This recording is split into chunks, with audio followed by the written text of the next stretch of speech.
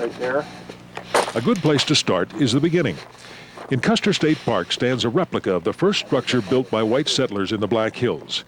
This is the Gordon Stockade, built by the gold rushers who followed the Custer expedition.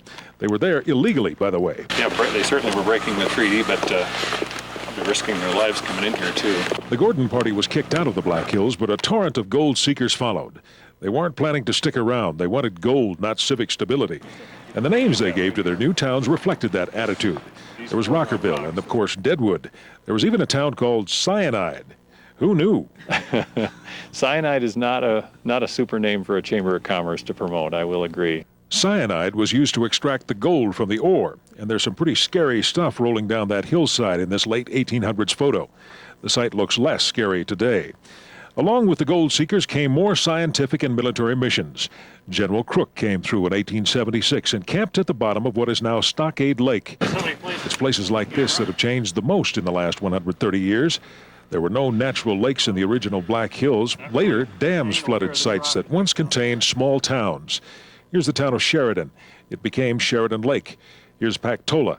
It now lies at the bottom of what became Lake Pactola. With the changes, finding the locations of the shots was the major challenge Paul faced. Some shots are straightforward, such as downtown Rapid City or downtown Deadwood. Other shots are not so easy. Sometimes they present problems, such as finding the spot where the photographer took the picture. Sometimes those places no longer exist. Because the road was widened many times over the years, Paul had to climb another 30 feet up this hillside to get this shot north of Deadwood. Places that have changed the least are scenes like this one. Harney Peak has looked out on the Needles for millions of years. This scene will probably look much the same 10,000 years from now. We can't guess how Newell will look in 10,000 years, but it hasn't changed much in the last 80. Sturgis hasn't changed much either, but the people in the street are a different crowd altogether.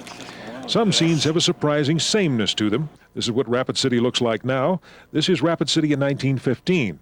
Yes, that's the same house down there in the foreground, and that's the same M up there on Cowboy Hill.